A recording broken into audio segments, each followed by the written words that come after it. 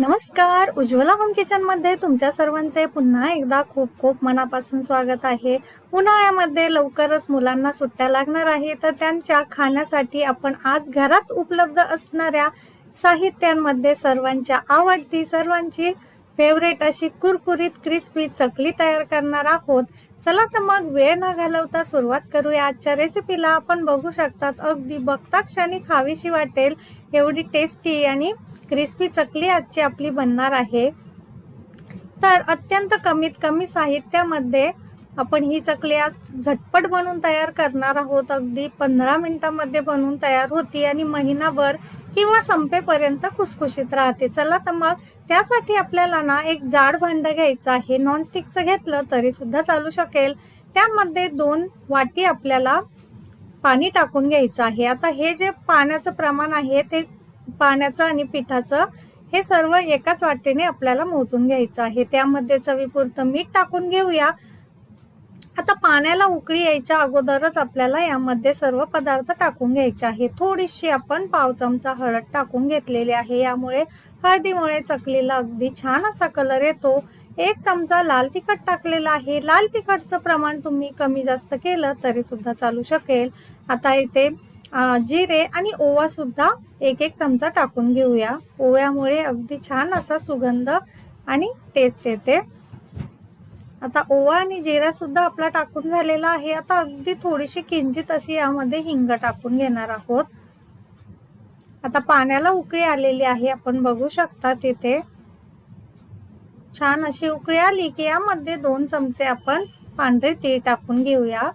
पांढरे तीळ सुद्धा अतिशय टेस्टी असे लागतात या चकलीमध्ये. हे ऑप्शनल आहे, नाही घातले तरी सुद्धा चालेल किंवा याऐवजी काळे तीळ वापरले तरी सुद्धा चालेल. आता यामध्ये आपण पाणी उकळलं की 2 वाटी आपण ज्वारीचं पीठ टाकून घेणार आहोत. ज्या पिठाच्या आपण भाकरी करतो ना तेच पीठ टाकून घ्यायचं आहे आणि 100 ग्रॅम यामध्ये तांदळाचं पीठ टाकायचं आहे. तांदळाचं पीठ आपल्याकडे अवेलेबल नसेल तर त्याऐवजी गव्हाचं पीठ येथे वापरलं तरी सुद्धा चालेल.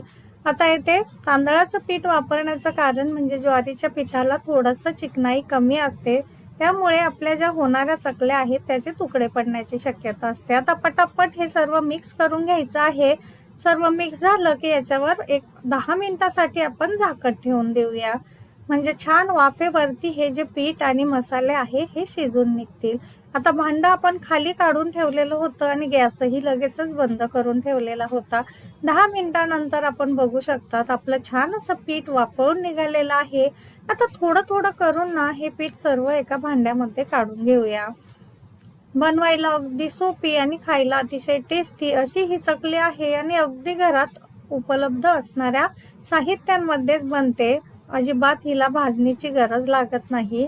हे बघा, आता हे गरम गरमच पीठ आहे. हाताला थोडंसं पाणी लावूनच आपल्याला हे मळून घ्यायचं आहे. छान असं मऊ करून घ्यायचं आहे. थोडंसं तेल सुद्धा यामध्ये आपण हाताला लावून घेतलं होतं आणि पीठ आपलं उकळत असताना किंवा शिजत असताना यामध्ये 4 ते 5 चमचे मी तेलही घातलेलं आहे. तो व्हिडिओ इथे स्किप झाल्याबद्दल माफ करा. आता हे छान असं आपल्याला मळून झालेलं आहे पीठ चकलीसाठीचं. याचे असे छोटे छोटे गोळे करून घ्यायचे आहे. हे बघा, आता हे पीठ आपण व्यवस्थित असं मऊ करून घेतलं ना की चकलीचे तुकडे पडत नाही. त्यामुळे हे गोळे करतानाच व्यवस्थित आपण छोटे छोटे गोळे केल्यानंतर सुद्धा हे छान असं मऊ करून घ्यायचं आहे. आता हे मऊ झालेलं पीठ चकलीचा जो सोऱ्या आहे याला आतून आपण तेल लावून घेतलेला आहे किंवा पिठाला सुद्धा वरून छान आपण तेलाने हे आपण तेलाचा हात लावून मळून घेतलेला आहे. त्याने काय होईल तर पीठ आपलं या सोऱ्याला चिकटणार नाही. असं दाबून दाबून पीठ भरायचं आहे. सोऱ्यामध्ये हवा शिल्लक राहता कामा नये, म्हणजे आपल्या चकलीचे तुकडे पडणार नाहीत. आता चकली छान अशी गोल गोल आकारात आपल्याला करून घ्यायची आहे. एखाद्या भांड्यावर किंवा ताटावरती अशा 4-4, 5-5 चकल्या आपल्याला तयार करून घ्यायच्या आहे. सर्व चकल्या एकदम तयार करून ठेवायच्या नाहीयेत, कारण यामध्ये आपण ज्वारीचं पीठ टाकलेलं आहे आणि ज्वारीचं पीठ सुकल्यावर त्याचे लगेच तुकडे पडण्याची शक्यता असते. आता असे 4-4, 5-5 चकल्या करून घ्यायच्या आहे. आणि गरम गरम तेलामध्ये छान अशा एक एक करून सोडून घ्यायच्या आहे. चकल्या तेलात तळत असताना तेल छान आपलं कडकडीत गरमच असायला हवं, नाहीतर चकल्या तेल पिण्याची शक्यता असते, हे ते ध्यानात ठेवायचे आहे. हे बघा अशा आलटून पलटून घ्यायच्या आहे आणि छान असा गोल्डन कलर येईपर्यंत, कुरकुरीत होईपर्यंत आपल्याला या चकल्या तळून घ्यायच्या आहे. आता एक एक करून सर्व चकल्या अशाच पद्धतीने तयार करून नंतर त्या तळून घ्यायच्या आहे. तर या उन्हाळ्यामध्ये नक्की ट्राय करा ही रेसिपी आवडली असेल तर चॅनलला लाईक, शेअर आणि सबस्क्राईब करायला अजिबात विसरू नका. पुन्हा भेटूया अशाच नवीन कुरकुरीत क्रिस्पी रेसिपी सोबत. तोपर्यंत धन्यवाद.